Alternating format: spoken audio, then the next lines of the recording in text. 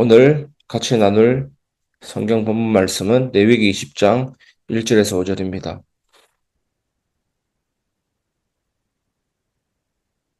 여호와께서 모세에게 말씀하여 이르시되 너는 이스라엘 자손에게 또 이르라.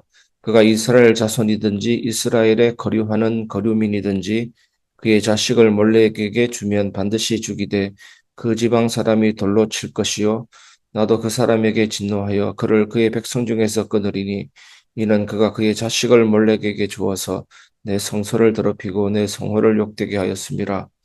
그가 그의 자식을 몰렉에게 주는 것을 그 지방 사람이 못 본 채하고 그를 죽이지 아니하면 내가 그 사람과 함께 그의 권속에게 진노하여 그와 그를 본받아 몰렉을 음란하게 섬기는 모든 사람을 그들의 백성 중에서 끊으리라. 아멘.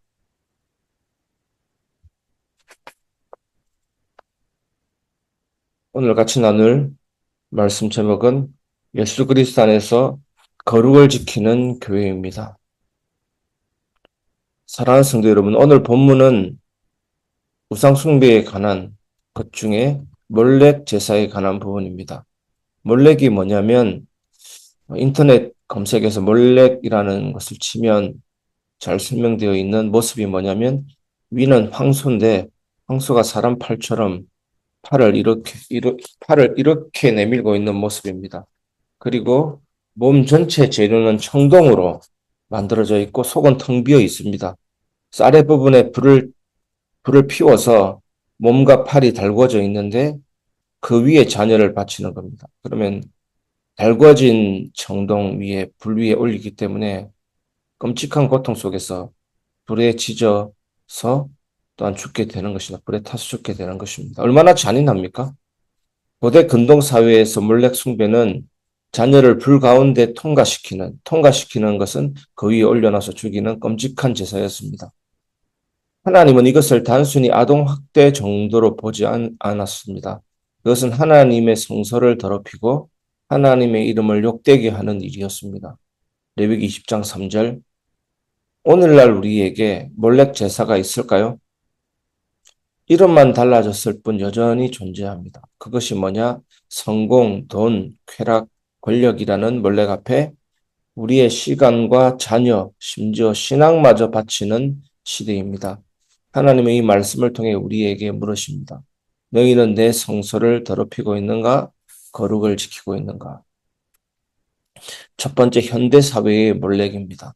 자녀와 세대를 삼키는 우상들입니다. 몰렉은 단순한 고대의 신이 아니라 오늘날도 살아 움직이는 시대 정신입니다.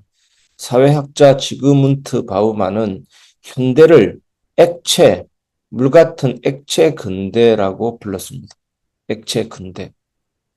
이것이 뭐냐면 모든 것이 끊임없이 불안정 속에서 사람들은 안정 대신 소비와 성공을 신처럼 섬깁니다. 부모들은 아이의 미래를 위해 살아면서 교육과 성공이라는 몰렉 앞에 아이를 내어줍니다. 그러나 그 결과가 무엇입니까? 자녀들은 영혼을 잃고 극심한 경쟁과 우울 속에 살아갑니다. 지난주 말씀드린 것처럼 하나님의 자녀는 세상 사람들이 추구하는 시대 정신이 아닙니다. 누군가를 추종하고 따라다니는 그 속에서 나의 정체성이 아니라 하나님 자녀는 이미 그리스도 안에서 세상과 죽음과 성공과 장래 것과 모든 것을 나의 것으로 누리는 자들이죠. 상을 받는다든지 성공한다든지 권력을 얻는다고 해서 더 가치 있는 인생이 되는 것이 아닙니다. 대기업에 취직한다고 해서 의미 있는 인생이 되는 것은 아닙니다. 이미 하나님의 자녀는 그리스도 안에서 우주적 차원, 시간적 흐름, 죽음까지 장래까지 모든 것을 나의 것으로 누리는 자들이죠. 만물이 너의 것이니라. 그리스도 안에서. 실제로 한국 청소년 자살률이 OECD 국가 중에서 상당히 높은 편입니다. 이런 아픈 현실을 겪고 있는 것입니다. 성경 속의 엘리 제사장 가문을 여러분 잘 아시지 않습니까? 사무엘상 2장 12절에서 17절. 엘리는 하나님의 제사장이었지만 아들들이 제사를 멸시하고 음란에 빠지는 것을 방치했습니다. 성경에서 음란의 대해서 굉장히 많이 나오죠. 특히 고린도 전후서에 음란에 대해서 얼마나 많은 음행하는 자들은 한두 번 징계하고 아니면 내치라고 말하는 것입니다. 여호와의 제사를 멸시하는 음란을 엘리 제사장은 방치했습니다. 엘리의 아들들은 몰렉 같은 세상의 쾌락에 영혼을 내어 주었고 결국 하나님께서 그 가문을 심판하셨습니다. 오늘 교회와 가정도 동일합니다. 자녀가 공부만 잘하면 됩니까? 직장만 잘 들어가면 됩니까? 이런 생각으로 영적 양육을 소홀히 한다면 우리는 우리 손으로 몰래 앞에 자녀를 바치는 셈이 되는 겁니다. 두 번째, 성소의 거룩을 지키라. 예배는 타협할 수가 없습니다. 본문은 단호합니다.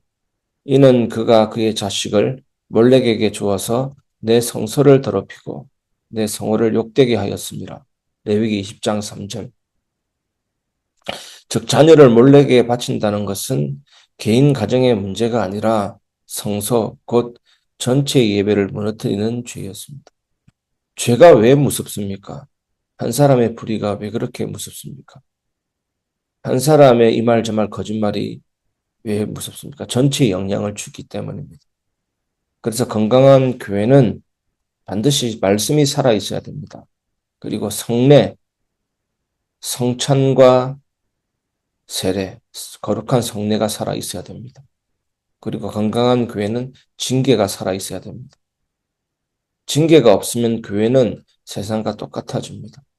그래서 마태복음에 보면 한 사람이 가서 경계하고 안 들으면 두세 사람이 가서 건면하고 안 그러면 교회 이름으로 건면하고 그 말도 듣지 않으면 바로 치리하라고 말하고 있죠. 왜냐하면 교회의 거룩성을 공동체의 거룩성을 지켜야 되기 때문입니다.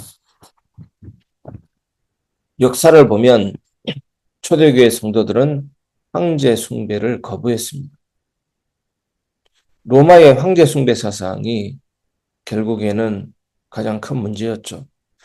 가이사는 주님이다라는 말만 하면 살 수 있었습니다. 로마가 그 로마의 그 동전에 보면 가이사의 황제 숭배 사상이 또 들어있죠. 그래서 예수님이 세금 문제를 성도들이 사람들이 시비 걸 때 가이사의 것은 가이사에게 하나님의 것은 하나님에게 예수님 말씀하시는 것을 보게 됩니다. 그래서 유대인들이 로마 동전 만지는 것도 부정이었습니다. 우상숭배와 같은 더러움이었습니다. 그들은 끝까지 예수는 주님이시다. 빌립보서 2장 11절 이렇게 고백했습니다. 차라리 영광스럽게 고난과 죽음을 택했습니다. 교회는 예배의 거룩을 타협하지 않았기 때문에 세상의 빛이 될 수 있습니다. 요즘 보면 문턱을 낮춘다고 예배의 거룩함을 타협하는 경우가 많습니다. 사도신경도 안 하고 뭐도 안 하고 뭐도 안 하고 무슨 예배인지 공연인지 모를 정도로 젊은이들을 위한 예배라고 해서 교회의 거룩한 예전을 무시하는 겁니다. 그것이 뼈아픈 현실입니다. 교회는 더 거룩해야 되고 교회 예배는 거룩한 전통을 지켜야 됩니다. 초대교회부터 내려온 그런 거룩한 예전이 있습니다. 교동문이 있고 회개와 기도와 선포가 있고 예물 드리는 시간도 있고 모든 것이 우리에게 주신 은혜의 방편입니다. 오늘 교회 예배도 마찬가지입니다. 교회가 돈과 숫자 편안함이라는 몰래 앞에 무릎 꿇을 때 예배는 더 이상 거룩하지 않습니다. 예배는 오직 십자가의 주님 앞에서만 살아납니다. 오직 예수 그리스도의 보혈로만 우리의 성소가 깨끗하게 유지됩니다. 히브리서 9장 14절. 예수 그리스도 안에서 거룩 회복 세 번째입니다. 본문 4절에서 5절은 더 무섭습니다. 만약 공동체가 몰렉에게 자녀를 바치는 자를 방관하면 어떻게 한다고 하십니까? 하나님께서 친히 진노하시겠다고 하십니다. 인간의 무관심과 불순종에도 불구하고 하나님은 직접 개입하신다는 것입니다. 그런데 사랑하는 여러분, 그 진노가 십자가에서 쏟아졌습니다.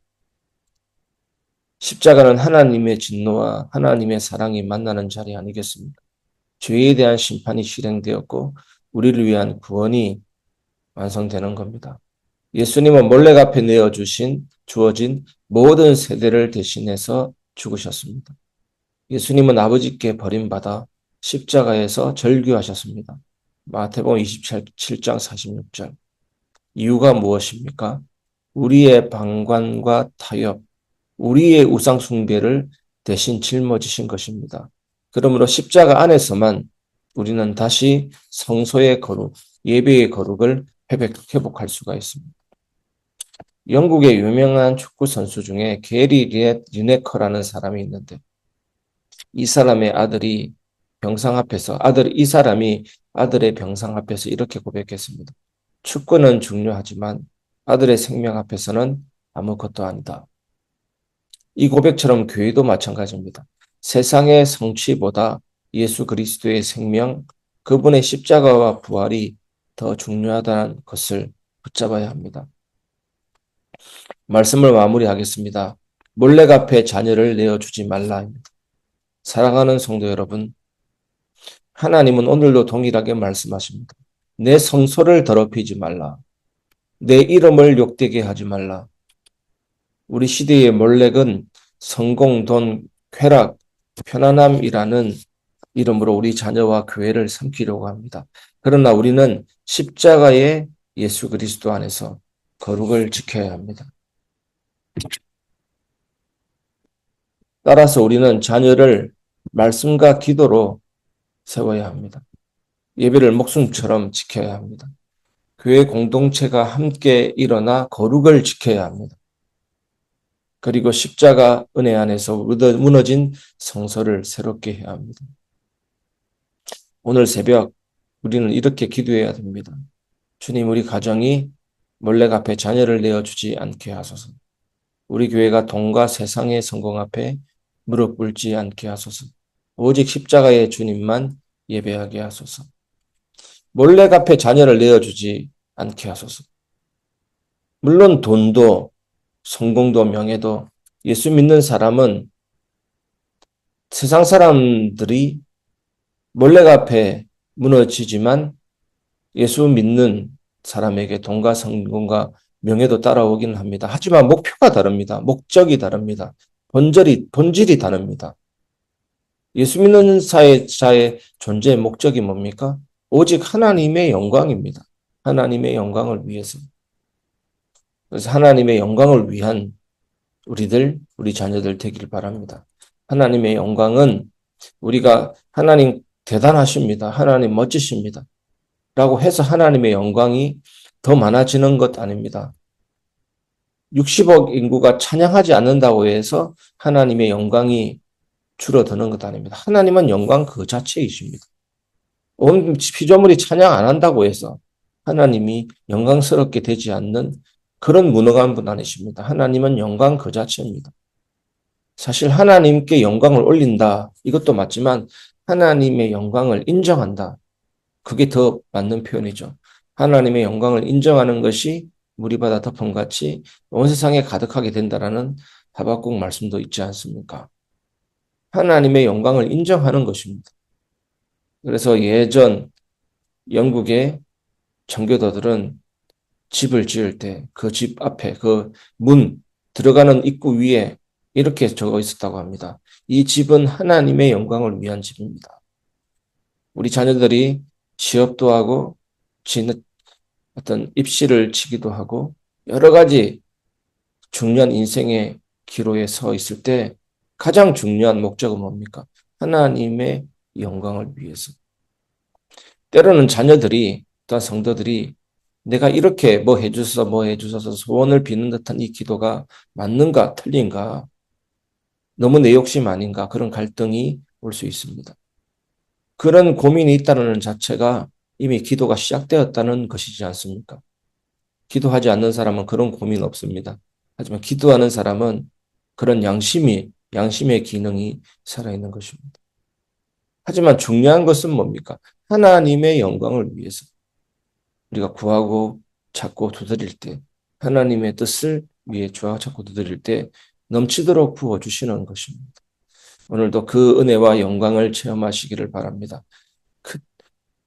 그때 하나님께서 우리의 가정을, 교회를, 이 땅의 세대를 거룩하게 지켜주실 줄 믿습니다. 오늘도 여러분에게 이 풍성한 은혜와 축복이 넘치기를 주 예수님의 이름으로 축복합니다.